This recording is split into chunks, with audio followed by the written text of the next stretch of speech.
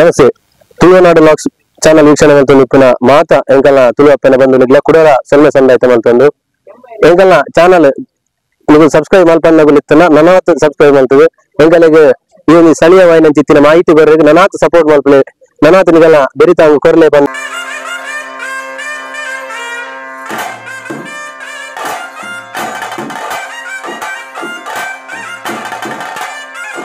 ಜಗತ್ತಿನ ಇತಿಹಾಸದ ಪುಟದಲ್ಲಿ ತುಳುನಾಡಿನ ಚರಿತ್ರೆಗೆ ಒಂದು ವಿಶೇಷ ಸ್ಥಾನಮಾನವಿದೆ.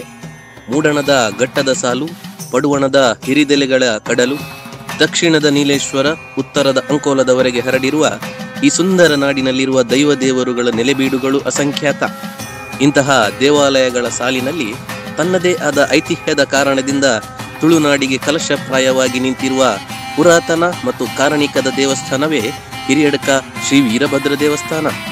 ಕರಾವಳಿಗರ ಪಾಲಿಗೆ ಕುಲದೈವವೇ ಎನ್ನಬಹುದಾದ ಈ ಸನ್ನಿಧಾನದಲ್ಲಿ ಬ್ರಹ್ಮಲಿಂಗೇಶ್ವರ, ಸಾವಿರ ರುದ್ರದ ಹಿಂಡಿನೊಡೆಯ ವೀರಭದ್ರ, ತುಳು ಆಚರಣೆಗಳ ಮೇರು ವ್ಯಕ್ತಿತ್ವ ಅಬ್ಬಗ ದಾರಗ 7 ಜನ ಸಿರಿ ಓರ್ವ ಕುಮಾರ, ನಾಗ, ಅಡಕತ್ತಾಯ ಹೀಗೆ ಅನೇಕ ಶಕ್ತಿಗಳ ಆರಾಧನೆ ನಡೆಯುತ್ತಿದೆ.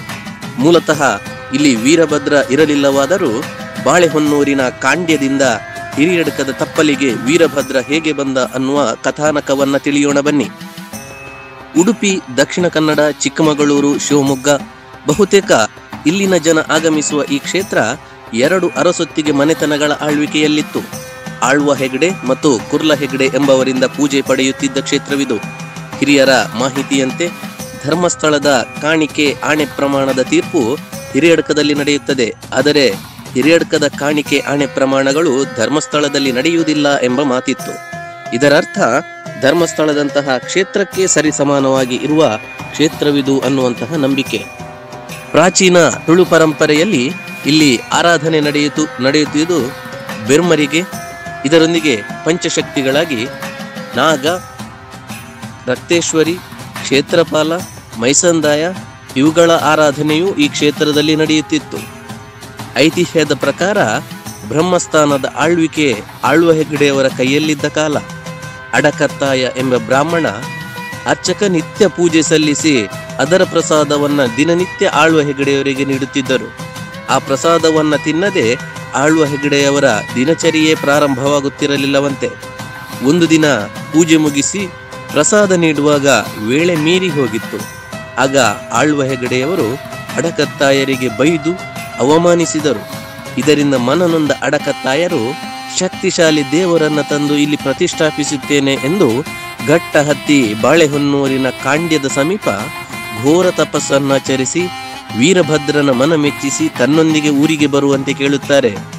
ತಾನು ಬರುವುದಾದರೆ ತನ್ನೊಂದಿಗೆ ಗಣಸಮೂಹವು ಬರಬೇಕು ಎಂಬ ಅಪೇಕ್ಷೆಗೆ ಅಡಕತ್ತಾಯರು ಒಪ್ಪಿ ಅಲ್ಲಿಂದ ವೀರಭದ್ರ ಗಣಗಳ ಸಮೇತರಾಗಿ ಹೊರಡುತ್ತಾರೆ. ಅಲ್ಲಿಂದ ಆಗುಂಬೆಯ ಬಳಿ ಬರುವಾಗ ಸುಂಕ ವಸೂಲಾತಿಗೆ ನಿಂತಿದ್ದ ಮಾಲಿ ಸುಮಾಲಿ ಎಂಬವರಿಗೆ ಸಾವಿರಾರು ದೊಂದಿಗಳು ಕಾಣುತ್ತವೆ. ಆದರೆ ವ್ಯಕ್ತಿಯಾಗಿ ಓರ್ವ ಬ್ರಾಹ್ಮಣ ಮಾತ್ರ ಕಾಣುತ್ತಾರೆ. ಇದರ ಬಗ್ಗೆ ಕುತೂಹಲದಿಂದ ಅವರಿರುವರು ಬ್ರಾಹ್ಮಣರ ಹಾದಿಯನ್ನೇ ಹಿಂಬಾಲಿಸುತ್ತಾ ಇವರೆಲ್ಲರೂ ಹಿರಿಯಡ್ಕಕ್ಕೆ ಬರುತ್ತಾರೆ. ಆಳ್ವ ಹೆಗ್ಡೆ ಮತ್ತು ಅಂಜಾರಬೀಡು ಕುರ್ಲ ಹೆಗ್ಡೆಯವರ ಸಹಕಾರದಿಂದ ದೇವಾಲಯ ನಿರ್ಮಾಣವಾಗುತ್ತದೆ. ದೇವರ ಸೇವೆ ಮಾಡುತ್ತಾ ಅಡಕತ್ತಾಯರು ದೈವೈಕ್ಯರಾಗುತ್ತಾರೆ. ಈ ಕ್ಷೇತ್ರದಲ್ಲಿ ವೀರಭದ್ರನಿಗೆ 3 ಪೂಜೆಯಾದರೆ ಅಡಕತ್ತಾಯರಿಗೆ 2 ಪೂಜೆ ಎನ್ನುವ ಸಂಪ್ರದಾಯ ಈಗಲೂ ಇದೆ. ಇವರೊಂದಿಗೆ ಬಂದ ಮಾಲಿ ಸುಮಾಲಿಯರಿಗೂ ಕೂಡ ರಾಜಗೋಪುರದ ಬಳಿಯಲ್ಲಿ ಸೂಕ್ತ ಸ್ಥಾನಮಾನವೇ ನೀಡಲಾಗಿದೆ. ಇಲ್ಲಿ ವೀರಭದ್ರನ ಹೆಸರಿದ್ದರೂ ಉತ್ಸವ ಮೂರ್ತಿಯಾಗಿ ರಥ ಏರುವುದು ಮಾತ್ರ ವೀರಭದ್ರನ ಎಡಪಾರ್ಶ್ವದಲ್ಲಿರುವಂತಹ ಬ್ರಹ್ಮಲಿಂಗೇಶ್ವರ ದೇವರು. ಇನ್ನೊಂದು ಮಾತಿನಂತೆ ಹಿಂದಿನ ಕಾಲದಲ್ಲಿ 16 ಬಗೆಯ ವಾದ್ಯ ಸಂಗೀತಗಳನ್ನ ನಡೆಸುತ್ತಿದ್ದ ಶ್ರೀಮಂತ ದೇಗುಲ ಇದಾದರೂ ಇಲ್ಲಿ ದೇವರಿಗೆ ನೈವೇದ್ಯ ಮಾತ್ರ ಹುಡಿ ಅವಲಕ್ಕಿಯದ್ದು. ಅಡಕತ್ತಾಯರು ಆಗಿನ ಕಾಲದಲ್ಲಿ ಬಡತನದಿಂದ ನೀಡಿದ ಈ ಹುಡಿ ಅವಲಕ್ಕಿಯೇ ದೇವರಿಗೆ ಪ್ರಿಯವಾಯಿತಂತೆ. ಆ ಕಾರಣದಿಂದಾಗಿ ಅದನ್ನೇ ಮುಂದುವರಿಸಿಕೊಂಡು ಬಂದಿದ್ದಾರೆ. ಇದಲ್ಲದೆ ಅತಿ ಎತ್ತರವಾದ ಧ್ವಜಮರವೂ ಇಲ್ಲಿದೆ.